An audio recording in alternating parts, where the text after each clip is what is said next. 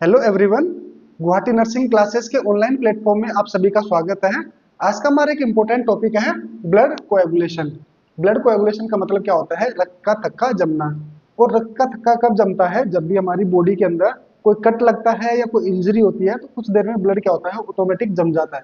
तो जो ब्लड जमना कहलाता है ब्लड कोएगुलेशन। अब क्या होता है कि नेचुरली ब्लड क्या होता है, हमारी ब्लड वेसल्स के अंदर फ्लो होता है। तो वो ब्लड इन वेसल्स के अंदर क्यों नहीं जमता? फर्स्ट वन हम देखेंगे कि वो जो ब्लड के नहीं जमने का कारण, जो ब्लड कंटिन्यूस क्या होता है वेसल्स के अंदर फ्लो हो रहा है, उनके अंदर वो क्यों नहीं जमता है। फिर देखेंगे कि आप जब चोट लगती है उसके बाद में ब्लड जमता क्यों है। तो उन दोनों को देखते हैं। फर्स्ट वन ये हमारी क्या है, एक वेसल्स है। एक सपोज दैट ये एक हमारी आर्टरी है और इस आर्टरी के अंदर ये क्या है, हमारा ब्लड फ्लो हो रहा है। ब्लड क्या होता है, कंटिन्यूस फ्लो में है। अब क्या होगा कि जब तक ये इस वेसल्स के अंदर है ये कभी नहीं जमता। क्यों? क्योंकि इस वेसल्स के अंदर कुछ ऐसे केमिकल्स पाए जाते हैं जो इसको जमने से रोकते हैं या कोएगुलेशन से रोकते हैं, जिनको हम एंटी कोएगुलेंट्स बोलते हैं। तो ये हमारी क्या है, एंडोथीलियम है। और किसकी एंडोथीलियम है? हमारी वेसल्स की। ये एंडोथीलियम जो होती है, इस एंडोथीलियम की तीन लेयर होती है। हमारी ब्लड वेसल्स जो होती हैं उसकी तीन लेयर होती हैं। अगर मैं इसको यहाँ से काट दूँ, इसको काट के देखूँ तो इसके अंदर क्या मिलेंगी? तीन लेयर देखने को मिलेंगे। एक होगी ट्यूनिका इंटीमा, एक ट्यूनिका मीडिया, और एक इसके अलावा क्या होगी, ट्यूनिका एक्सटर्ना। Tunica externa. तो ये तीन क्या होती है, हमारी इस एंडोथीलियम की लेयर होती है। इंटीमा अंदर वाली, मीडिया बाहर वाली, एक्सटर्ना मीडिया बीच वाली और एक्सटर्ना बाहर वाली। इंटीमा जो लेयर होती है ये क्या होती है, सॉफ्ट होती है। मीडिया जो होती है ये कैसी होती है, मस्कुलर लेयर होती है। और एक्सटर्ना जो होती है वो कैसी होती है, फाइब्रस लेयर होती है। ठीक है। अब जब भी हमारा जो कॉन्ट्रेक्शन का वगैरह का काम करती है ब्लड वेसल्स, तो उसमें जो मसल्स लेयर होती है वो उसके क्या करती है, कॉन्ट्रेक्शन। ये हम बाद में देखेंगे। फर्स्ट हम देखते हैं कि इसके अंदर कितनी लेयर होती है, तीन लेयर होती है, ट्यूनिका इंटीमा, मीडिया और एक्सटर्ना। जो कंटिन्यूस ब्लड के संपर्क में रहती है वो हमारी होती है ट्यूनिका इंटीमा। तो एंडो हम बात कर रहे थे एंडोथीलियम की, तो ये कहती है एंडोथीलियम की तीन लेयर्स थे। तो एंडोथीलियम जो होती है हमारी, नेचुरली क्या करती है, ये दो टाइप के केमिकल सिक्रेट करती है। एक हमारा करती है नाइट्रिक ऑक्साइड का, नाइट्रिक ऑक्साइड का। दूसरा ये सिक्रेट करती है प्रोस्टाग्लैंडिन का, प्रोस्टाग्लैंडिन I2, जिसको हम बोलते हैं प्रोस्टासाइक्लिन, प्रोस्टासाइक्लिन। ठीक है।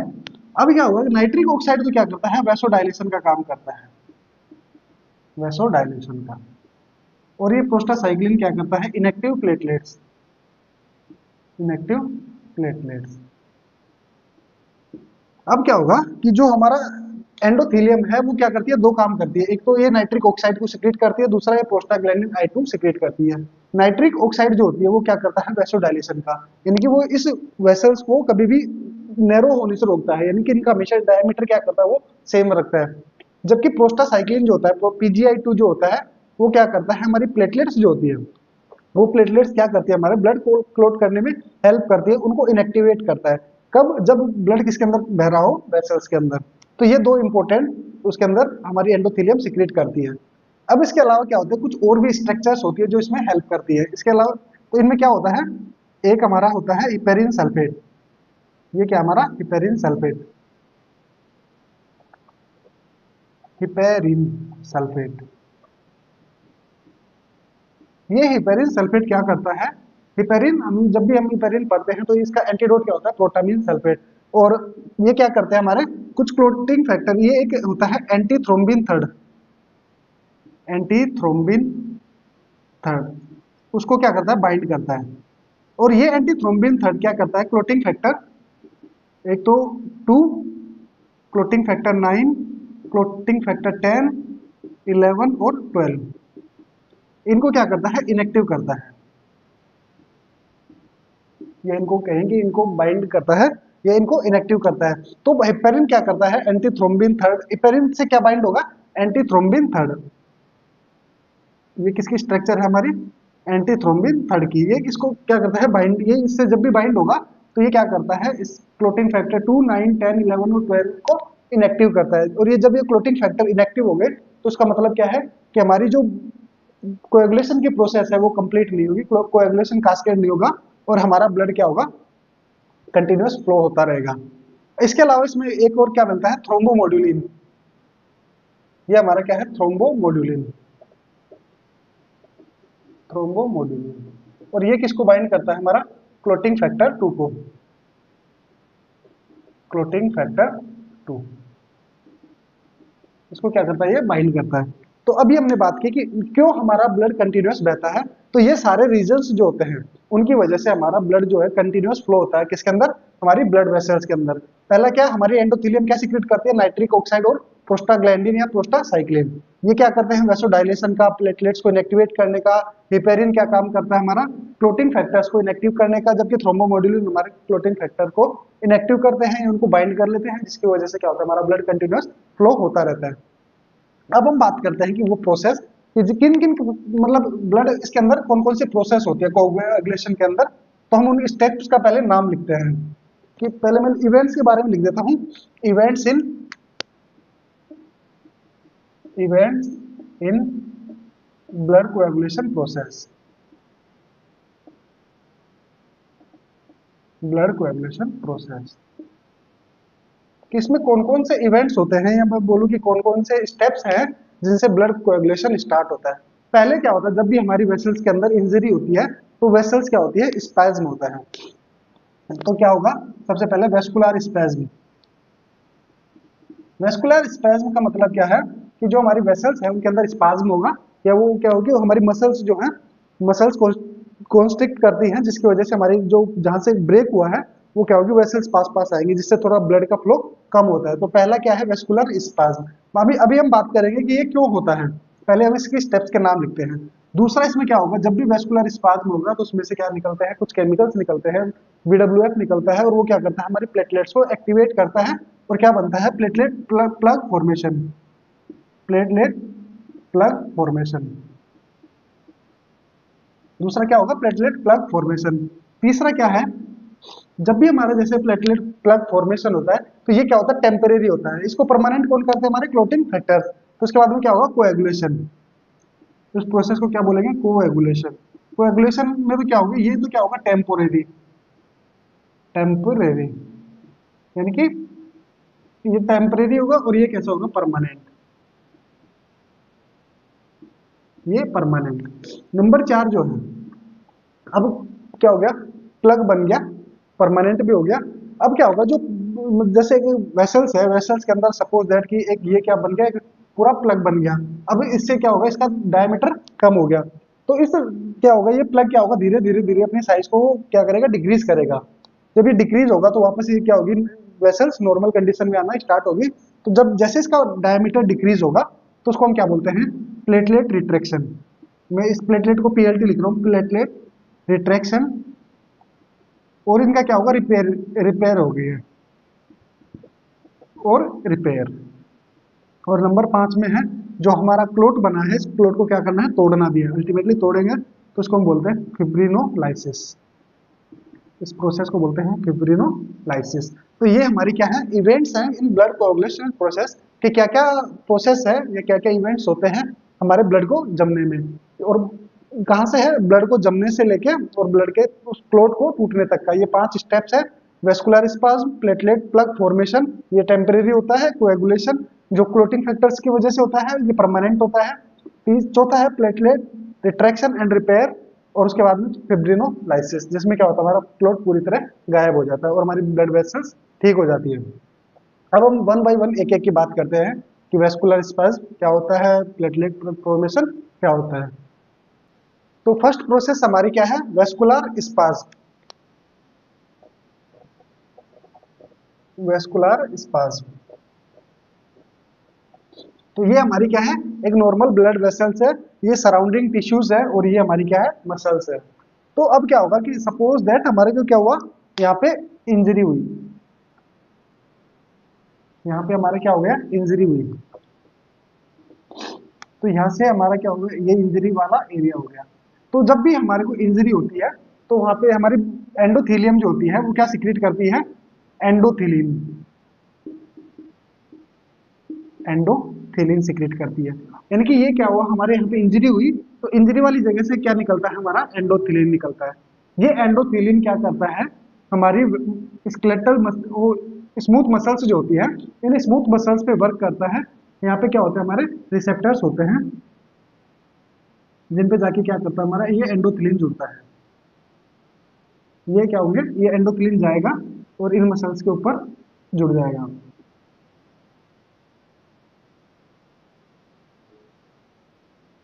ये हमारे क्या है, रिसेप्टर्स है। ये जैसे ही एंडोथेलिन इन रिसेप्टर्स पे जुड़ेगा तो ये क्या करेगा, इस स्मूथ मसल्स के अंदर कॉन्ट्रैक्शन करवाएगा। ये क्या करवाता है, स्मूथ मसल कॉन्ट्रैक्शन। अब क्या होगा, जब भी ये स्मूथ मसल कॉन्ट्रैक्शन करेंगे तो ये क्या होंगे, ये एजेस पास में आएंगे। जैसे अगर ये क्या है, एक हमारे नॉर्मल जहां से ब्लड वेसल्स टूटी हुई है ये, अब इसके नीचे ये क्या है, हमारी स्मूथ मसल्स है। जब भी ये स्मूथ मसल्स क्या करेगी, कॉन्स्ट्रिक्ट करेगी तो ये क्या होगी, ये एजेस पास में आएंगे। कि जैसे ये मसल्स इनमें कॉन्ट्रैक्शन होगा तो कॉन्ट्रैक्शन की वजह से क्या होंगे, ये इसके जो एज हैं या ये हम कहें कि टूटी हुई जो वेसल्स है, इसके ये क्या होगी, पास में आएगी। और किसकी वजह से आएगी, रीजन क्या है, इसमें से क्या रिलीज होता है, एंडोथेलिन रिलीज होता है। और ये एंडोथेलिन क्या करता है, हमारा इस स्मूथ मसल्स जो होती है उनमें कॉन्ट्रैक्शन करवाता है, जिसकी वजह से क्या होता है, हमारा ultimately vascular spasm, vascular spasm. और क्या होता है, जैसे हमारे कट या इंजरी होती है तो जो ब्लड लीक होता है उसकी वजह से क्या होगा, एक नंबर वन, नंबर टू उसमें क्या होता है, नोसियोसेप्टर्स एक्टिवेट होते हैं। नोसियोसेप्टर्स कहाँ पे होते हैं, ये भी स्मूथ मसल्स के ऊपर पाए जाते हैं। और ये क्या होंगे, जैसे ही कोई ये नोसियोसेप्टर्स रिसेप्टर्स होते हैं और जैसे इंजरी होती है तो इन पे क्या होता है कि ब्लड से बहुत सारे केमिकल्स आते हैं और इनको क्या करते हैं, इरिटेट करते हैं और ये क्या होते हैं, एक्टिवेट होते हैं। तो नोसियोसेप्टर्स जो एक्टिवेट होते हैं उनकी वजह से भी हमारा क्या होता है, स्मूथ मसल कॉन्ट्रैक्शन होता है और अल्टीमेटली वेस्कुलर स्पाज्म होता है। अब क्या होगा, ये तो था हमारा वेस्कुलर स्पाज्म। सेकंड फेज क्या होगी, हमारा प्लेटलेट प्लग फॉर्मेशन, कि वो प्लेटलेट प्लग फॉर्मेशन कैसे होता है। तो अभी इसकी हम बात करते हैं। तो हमारी जो प्लेटलेट्स होती है वो क्या होती है, इसकी तरफ आना इकट्ठा कर स्टार्ट होती है।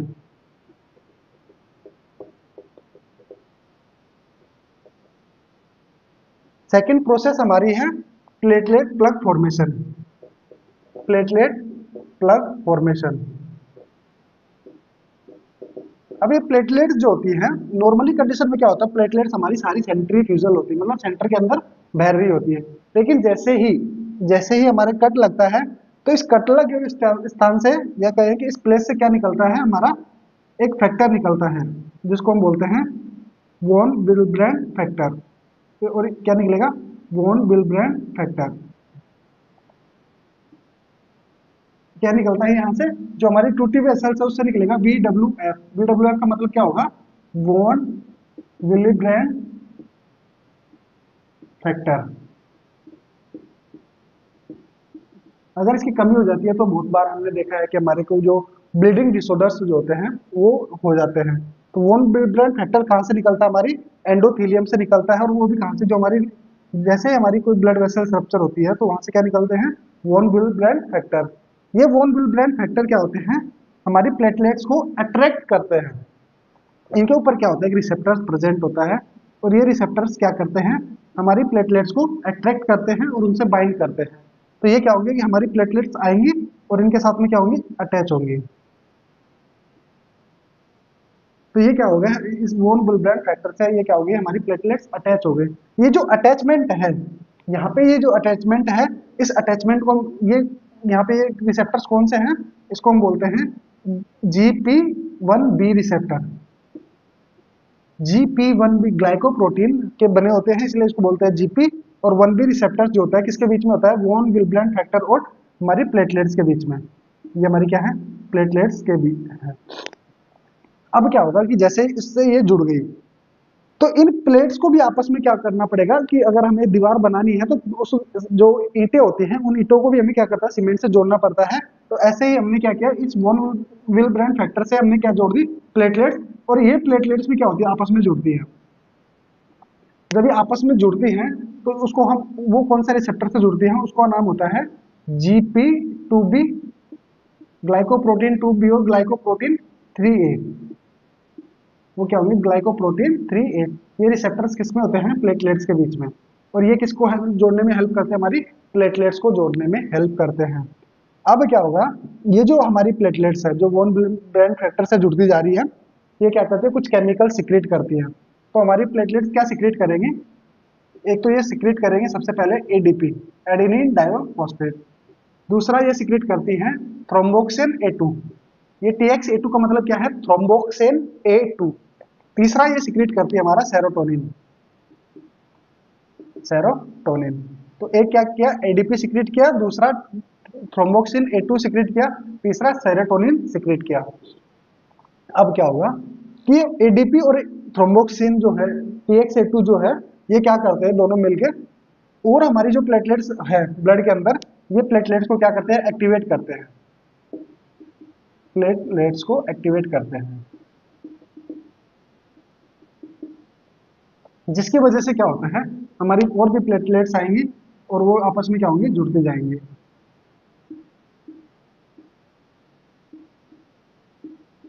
और क्या होंगे, प्लेटलेट्स आपस में जुड़ते जाएंगे।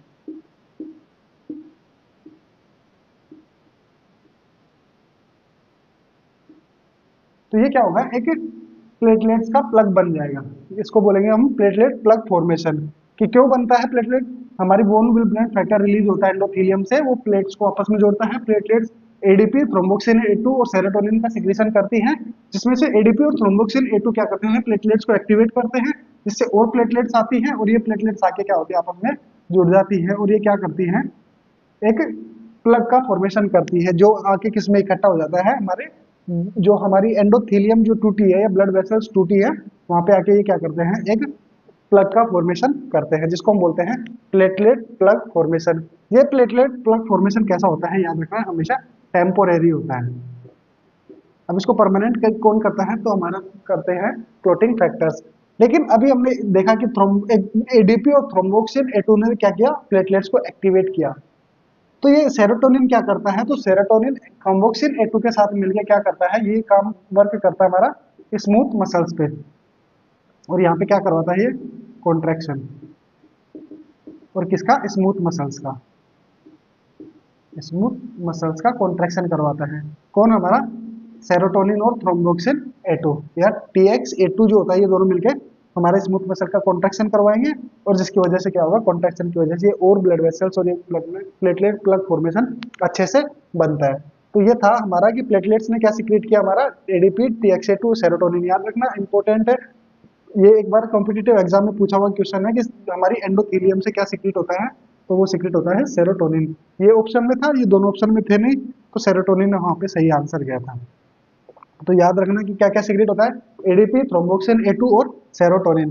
ये दोनों प्लेटलेट्स एक्टिवेट करते हैं, और ये क्या करता है, स्मूथ मसल कॉन्ट्रैक्शन का काम करता है और ब्लीडिंग को रोकने में हेल्प करता है। तो ये हो गई हमारी प्लेटलेट प्लग फॉर्मेशन स्टेप 2। तो ब्लड कोएगुलेशन में हमने 2 स्टेप्स कंप्लीट कर ली थी। फर्स्ट वन हमारा वेस्कुलर स्पाज, और second one platelet plug formation.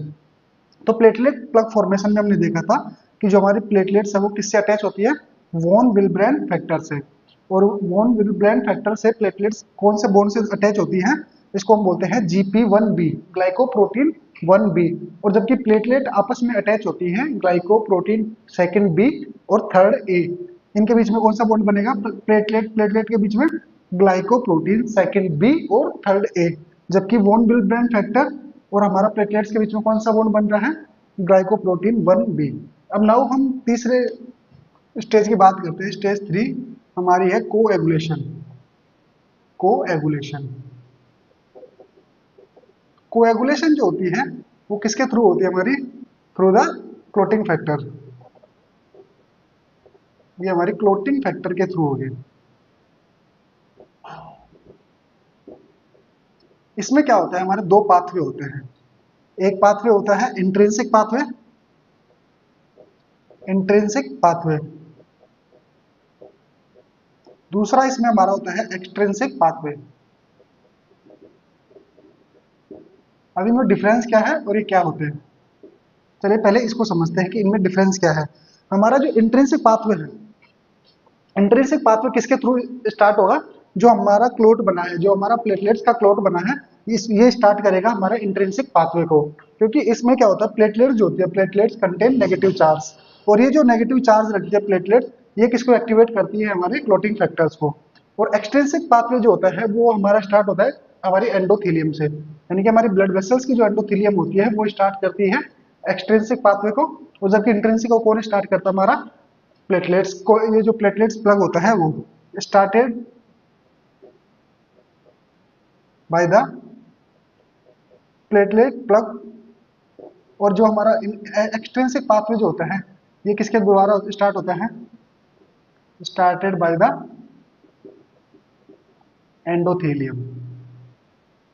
जब हमने स्टार्टिंग में बात की थी कि हमारी ब्लड वेसल्स के अंदर ब्लड कोएगुलेट क्यों नहीं होता है, या ब्लड जो है वो मतलब जमता क्यों नहीं है, तो उसमें हमने देखा था कि हमारी एंडोथेलियम जो होती है, एंडोथेलियम के अंदर क्या प्रेजेंट होता है, एक तो हमारा होता है थ्रोम्बोमोड्यूलिन। ये थ्रोम्बोमोड्यूलिन क्या करता है, हमारा क्लोटिंग फैक्टर 2 को बाइंड करता है। ये जो हमारा क्लोटिंग फैक्टर 2 को बाइंड करता है, या फिर तो वो क्या करता है, क्लोटिंग फैक्टर 5th और क्लोटिंग फैक्टर 8th को इनएक्टिव करता है।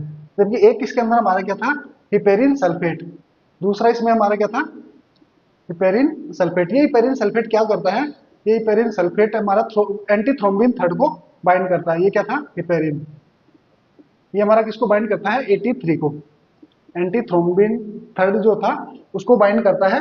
और ये दोनों क्या करते हैं, हमारे ब्लड क्लोटिंग में हेल्प करते हैं। तो इंट्रिंसिक पाथवे में तो क्या होगा, हमारी प्लेटलेट्स जो होंगी इनके ऊपर जो नेगेटिव चार्ज होगा वो क्या करेगा, हमारे क्लोटिंग फैक्टर 12 को एक्टिवेट करेगा। जबकि इंट्रिंसिक पाथवे में क्या होगा कि ये जो हमारे दोनों मॉड्यूलेटर थे, इसमें क्या होता है, जो ये क्या करेंगे, इनके ऊपर आफ्टर इंजरी ये दोनों क्या होंगी, यहाँ की जो ब्लड वेसल्स जो डैमेज हुई है वो क्या करेगी, इन दोनों को एक्टिवेट कर देगी। जो हमारा हिपेरिन सल्फेट से 83 जो बाइंड, जिसको वो बाइंड कर रहा था, अब वो उसको रिलीज कर देगा, जिसकी वजह से हमारी ये मैकेनिज्म स्टार्ट होगी। तो फर्स्ट वन बाय वन एक एक करके समझते हैं। पहले हम देखेंगे कि इंट्रिंसिक पाथवे, जिसको कौन स्टार्ट करता है, हमारी प्लेटलेट्स। तो हमारी प्लेटलेट्स किसको स्टार्ट करती है, इंट्रिंसिक पाथवे को। तो इंट्रिंसिक पाथवे कैसे स्टार्ट होगा, ये नेगेटिव चार्ज जो होता है ये किसको एक्टिवेट करता है, ये हमारा एक्टिवेट करेगा 12th क्लोटिंग फैक्टर को, 12th ए, यानी कि हमारा जो है 12th क्लोटिंग फैक्टर को क्या करेगा, 12th एक्टिव, यानी ये कैसा हो गया, एक लगाने का मतलब क्या है, स्मॉल ए फॉर एक्टिव। अब ये है स्मॉल ए, यानी कि 12th एक्टिव फैक्टर। ये किसको एक्टिवेट करता है, ये एक्टिवेट करता है हमारा 11th को। ये हमारा क्या है, 11th क्लोटिंग फैक्टर है, जिसको कौन एक्टिवेट करता है, हमारा 12th। यानी कि जब हमारा सबसे पहले स्टार्टिंग कहां से होगा इंट्रिंसिक पाथवे का, वो हमारा 12th क्लोटिंग फैक्टर से। इसको कौन एक्टिवेट करता है, हमारी प्लेटलेट्स, नेगेटिव चार्ज प्लेटलेट्स। ये 12th ए क्लोटिंग फैक्टर जो है वो किसको एक्टिवेट करेगा, हमारे 11 नंबर क्लोटिंग फैक्टर को। अब ये 11 नंबर क्या करेगा, ये 11 नंबर एक्टिवेट करेगा हमारे क्लोटिंग फैक्टर 9 को, यानी कि 9 क्लोटिंग फैक्टर को। आपको अगर कि 10 कहाँ गया, तो ये 11 जो नंबर जो है वो किसको एक्टिवेट करता है हमेशा, ये हमेशा एक्टिवेट करता है 9th नंबर को। याद रखना, इसमें से हमें 10 क्या करना है, मिस करना है। 12, 11, 9, ये 9 जो होता है, ये 9 एक्टिवेट करता है हमारा 10th को। ये हमारा किसको एक्टिवेट करेगा, 10th क्लोटिंग फैक्टर को। अब एक सवाल ये कि क्या ये 9th डायरेक्ट इसको एक्टिवेट कर देगा, नहीं, इसको एक्टिवेट करने के लिए अब हमें जरूरत पड़ती है एक्सट्रिंसिक पाथवे की। तो पहले हम इस इंट्रिंसिक पाथवे को कंप्लीट करते हैं, उसके बाद में हम उसमें क्या करेंगे, हम बताएंगे कि 9, 10 जो एक्टिवेट हो रहा है वो किसके थ्रू एक्टिवेट होता है। 10 ए जो होता है ये किसको एक्टिवेट करता है, हमारा प्रोथ्रोम्बिन एक्टिवेटर, प्रोथ्रोम्बिन एक्टिवेटर। ये किसको एक्टिवेट करता है, प्रोथ्रोम्बिन एक्टिवेटर को। जब प्रोथ्रोम्बिन एक्टिवेटर एक्टिवेट होगा तो इसकी वजह से क्या होगा, हमारा जो प्रोथ्रोम्बिन है, यानी कि हम कहें क्लोटिंग फैक्टर हमारा क्या है, सेकेंड क्लोटिंग फैक्टर है, वो किसमें कन्वर्ट होगा, हमारा सेकेंड ए के अंदर। यानी कि प्रोथ्रोम्बिन किसमें कन्वर्ट होगा, हमारा प्रोथ्रोम्बिन एक्टिव के अंदर। और इसको कौन एक्टिवेट करता है, प्रोथ्रोम्बिन एक्टिवेटर एंजाइम इसको एक्टिवेट करता है। ये 12th ए जो होता है दो काम करेगा, पहला तो ये क्या करेगा, हमारे फिब्रिनोजन को फिब्रिन में कन्वर्ट करेगा। फिब्रिनोजन को किस में कन्वर्ट करेगा, फिब्रिन के अंदर। ये फिब्रिनोजन तो कैसा होता है, सोल्यूबल होता है। जो फिब्रिन होता है ये कैसा होता है, इनसोल्यूबल। ठीक है। और ये क्या करेगा, सेकंड ए जो होता है ये क्या करेगा, हमारा जो फिब्रिन स्टेबलाइजिंग फैक्टर, जो क्लोटिंग फैक्टर 13 होता है, इस 13 को क्या करेगा, एक्टिवेट करेगा। 13 को क्या करेगा, एक्टिवेट करेगा। और ये क्या करता है, फिब्रिन स्टेबलाइजिंग फैक्टर, ये उसके अंदर जो हमारी फिब्रिन जो मैस होती है उसको क्या करेगा, ब्रांचिंग में कन्वर्ट करेगा। ये कैसा होता है, फिब्रिनोजन कैसे होता है ब्लड के अंदर, इस तरीके से। ये इस तरीके से सोल्यूबल कंडीशन में होता है ब्लड के अंदर। इसको जब जैसे ही क्लोटिंग फैक्टर या प्रोथ्रोम्बिन आएगा तो ये क्या करेगा, इसको इस तरीके से कन्वर्ट कर देगा।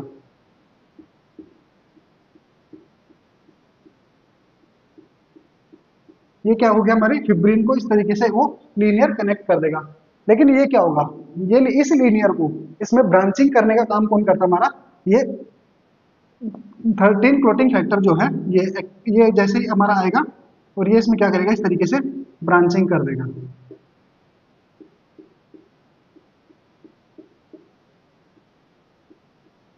ये इस तरीके से जो ब्रांचिंग करता है ये हमारा कौन करता है, फिब्रिन स्टेबलाइजिंग फैक्टर या क्लोटिंग फैक्टर 13 जो होता है वो इसके अंदर ब्रांचिंग का काम जो करता है वो करेगा। अब तो ये क्या था हमारा, इसको हम एक बार लिखते हैं कि इंट्रिंसिक पाथवे जो होता है, इंट्रिंसिक पाथवे। ये इंट्रिंसिक पाथवे कहां से स्टार्ट होता है, हमारा इंट्रिंसिक पाथवे स्टार्ट होता है हमारा 12th क्लोटिंग फैक्टर से। 12th एक्टिवेट करता है हमारा 11 को, 11 एक्टिवेट करता है हमारा किसको, 9 को, और 9 एक्टिवेट करता है हमारा 10 को। यहां तक क्या हमारा इंट्रिंसिक पाथवे इस तरीके से चलता है। अब हम बात करेंगे एक्सट्रिंसिक पाथवे की, कि एक्सट्रिंसिक पाथवे कैसे चलता है। एक्सट्रिंसिक पाथवे में क्या होता है, हमारी जो एंडोथीलियम होती है वो एंडोथीलियम किसको एक्टिवेट करती है, क्लोटिंग फैक्टर 3 को। ये क्लोटिंग फैक्टर 3 जो होता है ये किसको एक्टिवेट करता है, ये हमारा एक्टिवेट करता है क्लोटिंग फैक्टर 7 को। ये किसको एक्टिवेट करेगा, 7। इसको ये किसमें कन्वर्ट कर देगा, 7A के अंदर, यानी 7 एक्टिव क्लोटिंग फैक्टर के अंदर इसको कन्वर्ट कर देगा।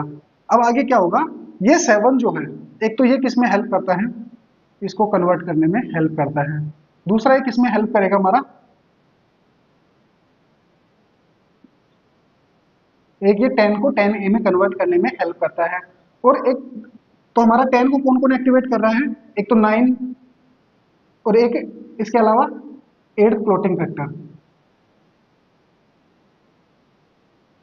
8th क्लोटिंग फैक्टर यानी कि इसको 10 को कौन कौन एक्टिवेट करेगा, ध्यान रखना 10 के लिए 7, 8 और 9। 7, 8, 9 प्लस में इसके लिए क्या चाहिएगा, हमें इसमें चाहिएगा कैल्शियम। ये कैल्शियम भी आके इसको एक्टिवेट करता है। तो हमें क्या क्या चाहिए, 8, 7 और 9, यानी 7, 8, 9 एक्टिवेट करते हैं 10 को। तो याद रखना, हम ये हमारा कौन सा पाथवे है, एक्सट्रिंसिक पाथवे का। कहां से स्टार्ट हुआ, 3rd क्लोटिंग फैक्टर से। 3rd ने किसको एक्टिवेट किया, 7 को। 7 ने क्या किया, हमारा दो काम किए, एक तो इसने किया 10, 9 को एक्टिवेट किया, और दूसरा इसने 10 को एक्टिवेट किया, करने में हेल्प की।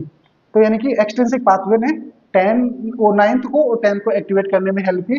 10 के साथ में और क्या चाहिए, कैल्शियम और क्लोटिंग फैक्टर 8। इसके अलावा हमारा प्रोथ्रोम्बिन एक्टिवेटर जो होता है, इसको क्या क्या चाहिए, एक तो इसको चाहिए हमारा क्लोटिंग फैक्टर 3, इसको क्या चाहिए, क्लोटिंग फैक्टर 3, और इसको क्या चाहिए, कैल्शियम। इसको क्या चाहिए, कैल्शियम। तो यानी कि ये हमारा क्या है, क्लोटिंग कोएगुलेशन मैकेनिज्म है, कि इसमें किस तरीके से हमारी फिब्रिन मैस बनती है। फिर ये फिब्रिन मैस जो होती है, अब ये कैसे इसमें वो करेगी, तो इसमें क्या होगा, ये कुछ इस तरीके से आएगी।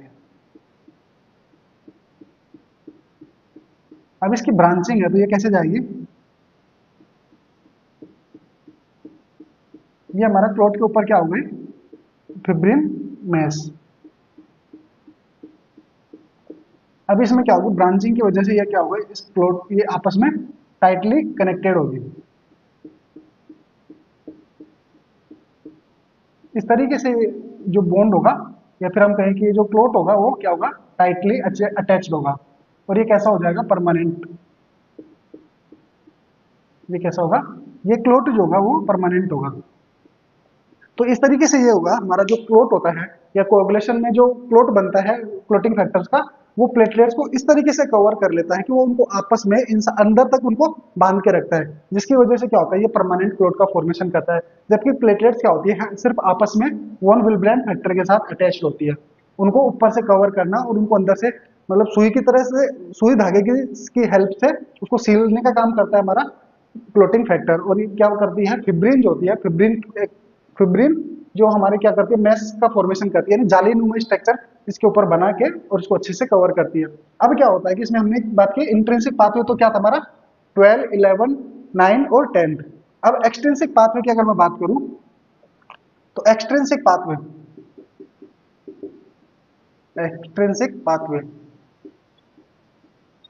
तो ये एक्सट्रिंसिक पाथवे जो है इसमें क्या क्या हेल्प करेंगे हमारे, कहां से स्टार्ट होगा, 3 से, 3 कन्वर्ट होगा किसमें, 7 में,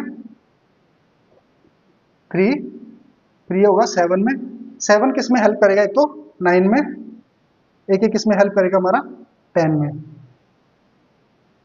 और इसमें क्या चाहिए, 8th क्लोटिंग फैक्टर चाहिए जो इसके 10 के लिए चाहिए। तो ये हमारा क्या होगा, एक्सट्रिंसिक पाथवे। तो स्टार्ट कहां से, इंट्रिंसिक 12th क्लोटिंग फैक्टर से, और जबकि एक्सट्रिंसिक पाथवे कहां से स्टार्ट हुआ हमारा, 3rd क्लोटिंग फैक्टर से। तो ये हमारा क्या, कोएगुलेशन की 3rd प्रोसेस जो हमारी थी कोएगुलेशन, और किसके थ्रू कंप्लीट होती है, कोएगुलेशन फैक्टर के थ्रू। इसमें कितने मैकेनिज्म होते हैं, 2 मैकेनिज्म होती है, एक इंट्रिंसिक होती है, एक एक्सट्रिंसिक पाथवे होता है। इंट्रिंसिक पाथवे जो होता है, जो हमारी डैमेज ब्लड वेसल्स जो होती हैं वो स्टार्ट करती हैं, वो भी कब स्टार्ट करती है, जब हमारा प्लेटलेट प्लग फॉर्मेशन हो जाता है।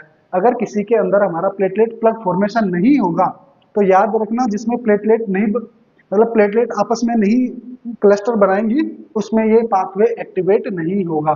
क्योंकि प्लेटलेट्स क्या करती है, जब भी बहुत सारी प्लेटलेट आपस में एक जगह इकट्ठी होती है, या इनका जो प्लग बनता है, ये प्लग क्या होता है, नेगेटिवली चार्ज होता है, और ये जो नेगेटिव चार्ज होता है ये हमारे 12th क्लोटिंग फैक्टर को एक्टिवेट करता है, और ये एक्टिवेटेड क्लोटिंग फैक्टर जो होते हैं फिर वो हमारी इस कोएगुलेशन कास्केड को स्टार्ट करते हैं, जिसकी वजह से अल्टीमेटली हमारा जो क्या बनता है, फिब्रिन नेटवर्क बनता है।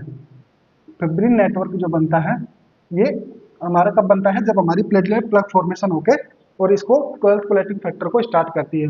हमारी एंडोथेलियम फिर एक्सट्रिंसिक पाथवे को एक्टिवेट करके और इस कोएगुलेशन कास्केड को कंप्लीट करने में, या फिर बोले कि कोएगुलेशन या फिब्रिन नेटवर्क बनाने में हेल्प करती है।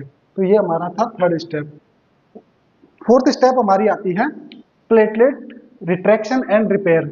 अब ये जो प्लेटलेट्स है, अब ये इतना मोटा क्लोट बना है, अब ये क्लोट क्या करता है, इस ब्लड फ्लो में कंटिन्यूस फ्लो में ऑब्स्ट्रक्शन कॉज करता है। तो धीरे धीरे क्या होगा, इसके रिपेयर फेज में ये प्लेटलेट्स जो होती है इनके अंदर क्या होगा, धीरे धीरे कॉन्ट्रैक्शन स्टार्ट होगा, इन ब्लड वेसल्स के अंदर रीजनरेशन स्टार्ट होगा, जिसकी वजह से क्या होता है, धीरे धीरे ये क्लोट छोटा होता जाता है, धीरे धीरे छोटा छोटा। फिर अंतिम प्रोसेस जो होती है हमारी फिब्रिनोलाइसिस, उसमें क्या होता है, हमारा टिश्यू प्लाज्मिनोजन एक्टिवेटर टीपीए जो होता है इस क्लोट को रिट्रैक्ट कर लेगा। तो हम बात करते हैं हमारी 4th स्टेज की। 4th स्टेज जो हमारी है वो है प्लेटलेट रिट्रैक्शन एंड रिपेयर। ये हमारी कौन सी फेज है, हमारी 4th फेज है। इसके अंदर क्या होगा, इसमें हम बात करें कि हमारी जो प्लेटलेट्स हैं धीरे धीरे ये प्लेटलेट्स क्या होंगी, छोटी होने लगेंगे। इसमें क्या क्या प्रोसेस है, फर्स्ट वन प्लेटलेट क्या होगी, कॉन्ट्रैक्शन होगी, प्लेटलेट कॉन्ट्रैक्शन। दूसरा है प्लेटलेट ड्राइव ग्रोथ फैक्टर, और थर्ड वन हमारा है वेस्कुलर एंडोथेलियल ग्रोथ फैक्टर। ये हमारी क्या होती है, इस 4th फेज के अंदर ये 3 केमिकल सीक्रेट होते हैं। पहले में क्या होता है कि प्लेटलेट कॉन्ट्रैक्शन, यानी कि हमारी ये प्लेट्स जो होती हैं धीरे धीरे क्या करती हैं, अपनी साइज को छोटा करना स्टार्ट करती है, इनके अंदर कॉन्ट्रैक्शन स्टार्ट होता है जिसकी वजह से इनकी साइज छोटी होगी और ये क्लोट धीरे धीरे छोटा होगा। दूसरा वन ये क्या होगी, इसकी वजह से क्या होता है, क्लोट डिक्रीज इन साइज। ठीक है, फिर आता है प्लेटलेट ड्राइव ग्रोथ फैक्टर। ये इसको हम लिख सकते हैं प्लेटलेट ड्राइव ग्रोथ फैक्टर, पीडीजीएफ। ये क्या करता है, इसकी ये माइटोसिस एंड प्रोलिफरेशन, ये क्या करता है, mitosis and proliferation in smooth muscles.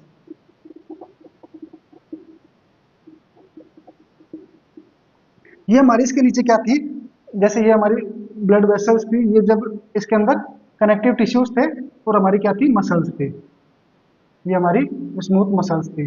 ये स्मूथ मसल्स जो होती हैं, जो डैमेज स्मूथ मसल्स होती हैं, इनके अंदर माइटोसिस और इनको प्रोलिफरेशन यानी इनकी सेल्स में ग्रोथ करवाने वाला फैक्टर कौन सा है, प्लेटलेट ड्राइव ग्रोथ फैक्टर। और ये कौन सीक्रेट करता है, हमारी जो प्लेटलेट्स होती हैं ये सीक्रेट करती है ग्रोथ फैक्टर को, और वो किसमें हेल्प करता है, हमारी mitosis and proliferation of smooth muscles. जब भी उनका स्मूथ मसल्स का जैसे जैसे धीरे धीरे उनके क्या होगा, रीजनरेशन होगा और स्मूथ मसल्स रिपेयरमेंट होगा। उसके बाद में थर्ड फैक्टर हमारा आता है वेस्कुलर एंडोथेलियल ग्रोथ फैक्टर। ये क्या काम करता है, regeneration of blood vessel endothelium. ये हमारी जो डैमेज ब्लड वेसल्स थी, ये क्या था, हमारी ब्लड वेसल्स यहाँ से यहाँ तक जो इंजरी हुई थी या कट लगा था, उसमें क्या होगा, धीरे धीरे इसको रीजनरेट करना स्टार्ट करेगा। जब इसमें रीजनरेशन स्टार्ट होगा तो ये जो जहां से हमें ये दिख रहा है वॉन विल्बरेंट फैक्टर रिलीज हो रहा है, ये क्या होगा, धीरे धीरे कवर होगा और इसमें क्या होगा, हमारा ब्लड अल्टीमेटली ये हमारी जो एंडोथेलियम है इसका रीजनरेशन होगा और ये हमारी ब्लड वेसल्स धीरे धीरे टाइम बीइंग ये क्या होगी, हमारी वापस से इसका न्यू फॉर्मेशन होगा। तो ये क्या करेगी, हमारे इस ब्लड जो लाइनिंग है इसको बनाने में हेल्प करेगी। तो क्या क्या हो गया, एक तो प्लेटलेट्स ने अपनी साइज छोटी की, यानी कि इसका क्लोट का साइज क्या होगा, छोटा होगा। दूसरा, स्मूथ मसल्स जो डैमेज हुई थी उनका रिपेयरमेंट होगा। तीसरा, VEGF vascular endothelial growth factor जो होता है वो रिलीज होगा और ये इस वेसल्स को बनाने में हेल्प करेगा। तो इसमें इससे क्या होगा कि पूरी जो हमारी स्ट्रक्चर है सेम टू सेम पहले जैसी होगी। अभी फिफ्थ प्रोसेस क्या है हमारी, पांचवी प्रोसेस हमारी फिब्रिनोलाइसिस। फिब्रिनोलाइसिस, ये फिब्रिनोलाइसिस क्या होता है, ये जो हमारी पूरी प्रोसेस है, यानी कि जिसमें हमने क्या किया कि प्लेटलेट्स को इकट्ठा किया, उसके बाद में उसके अंदर हमने ये पूरे क्लोटिंग फैक्टर्स को इकट्ठा करके और एक नेटवर्क बनाया जिसको हम बोलते हैं हमारा प्लग, जो हमारा क्लोट बोलते हैं। ये क्लोट क्या करता है, अब धीरे धीरे इस क्लोट को हमें यहाँ से हटाना होता है, क्योंकि अब जैसे ही हमारी ब्लड वेसल्स का फॉर्मेशन कंप्लीट होता है हमें इस क्लोट को हटाने की जरूरत है। उसके लिए क्या होता है कि ब्लड के अंदर एक एंजाइम होता है जिसको हम बोलते हैं tissue plasminogen activator, TPA. TPA की फुल फॉर्म है टिश्यू प्लाज्मिनोजन एक्टिवेटर। ये क्या करता है, इस प्लाज्मिन प्लग जो है, ये टिश्यू प्लाज्मिनोजन जो प्लाज्मिन, ये क्या करता है, प्लाज्मिनोजन एक्टिवेटर है। और ये प्लाज्मिन क्या करता है, प्लाज्मिन डिजोल्व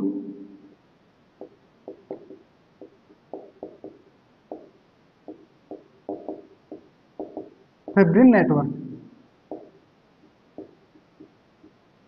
ये क्या करेगा, ये प्लाज्मिनोजन जो होता है धीरे धीरे इन क्या करेगा, इन बोन्स को तोड़ना शुरू करेगा।